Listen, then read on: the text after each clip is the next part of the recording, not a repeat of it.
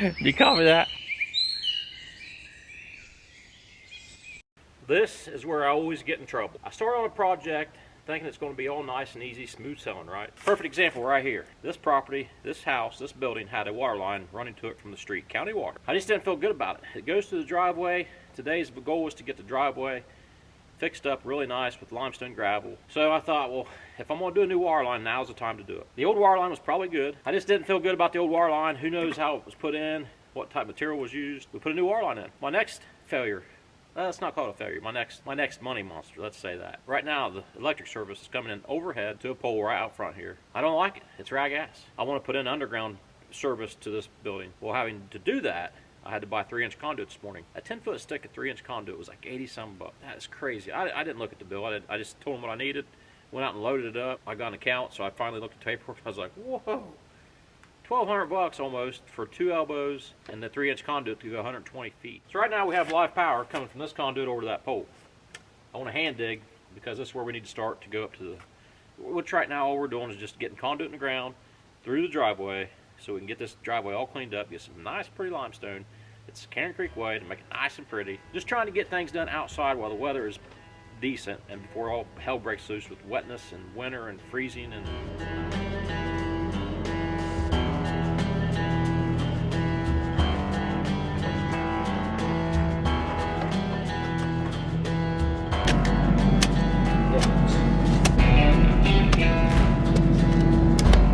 the utilities, the electric trench with the conduit is in and the water line is in. I can't get nothing done. We got YouTube fans showing up complaining because there's no videos this week. It's just crazy.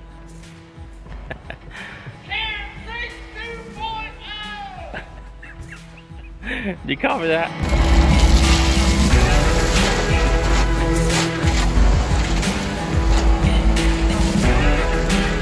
Hot dog, we got the first load of gravel.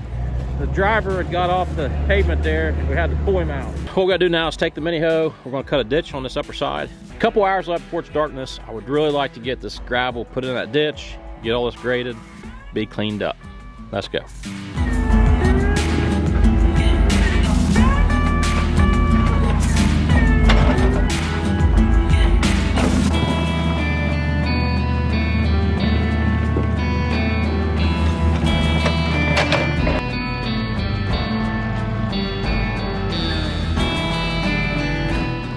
Gravel bill. Yesterday's dreams have come and gone. Today's a new day, friends. Another day. I want to finish this water line up today, and to do that, we've got a tunnel under the foundation here. Interesting thing I want to show you here. Little did I know, this block wall is sitting on about a 3-inch footer right here. Right here is all we got. So what's that tell us here? Well, we'd like to see that footer down 30 inches at least, 32 inches or deeper. But the problem we have now is being this shallow, this building's going to flex. With the freeze and thaw, it's going to move. The other side has a footer that goes down deeper. Ask me why, I don't know. So my big reservation is now anything drywall, because like I said, it's not going to fall down structurally, it's not going to fall down.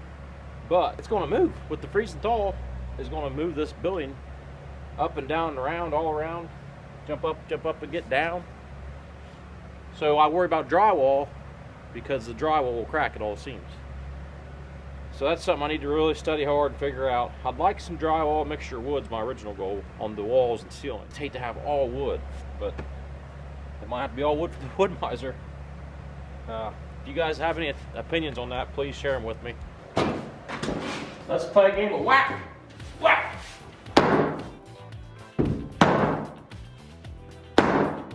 I can assure you of one thing, on a cold fall November morning, nothing will warm you up like digging a hole in clay. You guys see that light? That's what I've been looking for. Whoever thought on a Saturday morning I would be recording digging a hole.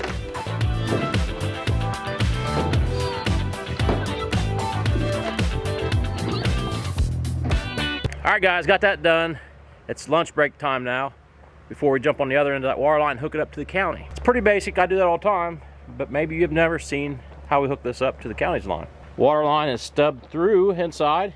And you guys can probably hear Teddy, the neighbor Teddy, is on the bulldozer up in the woods I think he's trying to get us some poplar logs. He's probably got his dog Daisy with him up there. That's crazy.